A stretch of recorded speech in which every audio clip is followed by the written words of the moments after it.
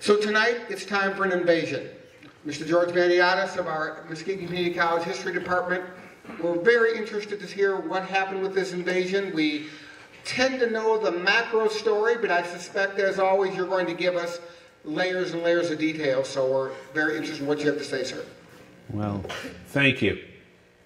It's often opined that you know a nation by its seminal events. And I would humbly suggest that D-Day in our history is perhaps one of our finest hours. Now, it's unfortunate that we have to say that war begets fine hours and fine events. But in the history of man, there has been never an invasion of this epic proportion, with the outcome so much in doubt. And as we'll go through it tonight, we will also discuss how all of this comes to rest as one of the near final chapters in World War II, because it's going to be an epic event of all cases. Now, I know we often go through this ritual. I'm getting high signs from the back of the room.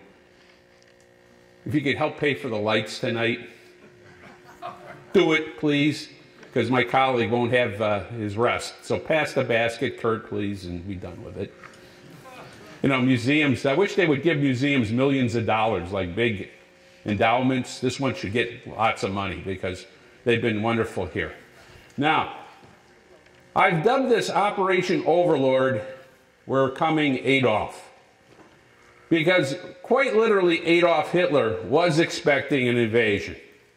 Starting in early 1943, realizing that things hadn't gone so well on the Eastern Front, he knew it was only a matter of time before the Allies would come.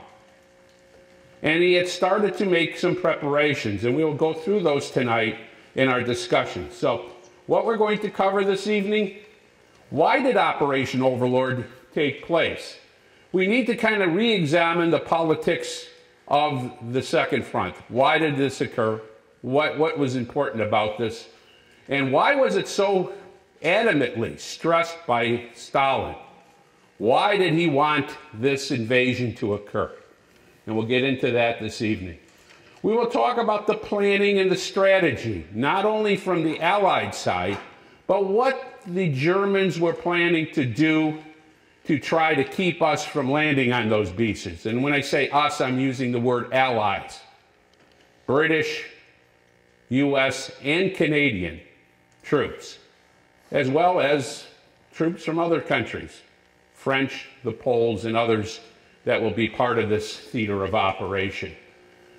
We will also look at how the Germans prepared to keep us out of that beach, and we'll look at some cross sections of some of the things they erected to make this a place where it was going to be very inhospitable, and they were going to make sure that we would pay for every inch of it. And we will also briefly look at the Armada. 6,500 ships assembled, including landing craft, to make this expedition work. One of the largest Navy flotillas in history, crossing the distance of that English Channel to land the forces on 5 different beaches. We will also talk about the difficulties of hitting the beach at H hour, what prohibited some of that, and we do have some people that are going to talk to us tonight. Some of them that are aware of their presence, and some that may not be, which makes it even better.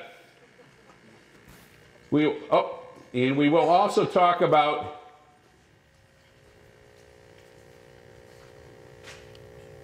the beaches themselves and how we broke out, the busting out, and including the heavy price we paid in the hedgerow country to get to that breakout point.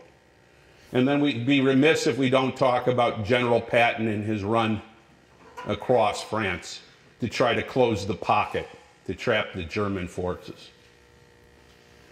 So when did this all begin? Well, we need to go back to Casablanca, which was one of the first meetings that the Allied leaders had together. Now, you notice who's not at that meeting. A man named Joseph Stalin. And if you recollect from a few weeks back, which is probably 7 weeks ago, I mentioned to you that Joe Stalin never flew anywhere. Definitely afraid of airplanes, and even more so afraid to leave the Soviet Union. Why, you say? Well, he felt if he left, they may not have him back. Quite literally. There was some ample evidence. And quite literally, let's be honest, the Soviets were fighting for their lives. Stalingrad was going on, and there's a lot at stake. And Joe isn't going to be flying to Morocco to meet with Roosevelt and Churchill. He begs out. Now, two of the critical decisions that come into play is, number one, the insistence by Roosevelt as well as Churchill that they are not going to accept any one of the Allies unilaterally negotiating with the Germans unconditional surrender, or surrender, period, or trying to come to terms with the Germans. There was some feeling that once Joe Stalin reversed the course of the war, that he might just want to sit down with Adolf Hitler and make a peace. Remember that it wasn't but 2-3 years previous that he was already playing ball with Joe Stalin with the Molotov-Ribbentrop arrangement. And now, what was going to go on? Would he do it again? And there's ample evidence that Churchill was very concerned. He couldn't trust Joe Stalin as far as he threw him or could see him. And he insisted, as part of this discussion between Roosevelt and himself, that nobody could make peace by themselves. Everybody was either all in or all out. Couldn't be any sort of piecemeal deal. And the second thing was a discussion about where we should invade, because there's always a sense that they should invade at some point.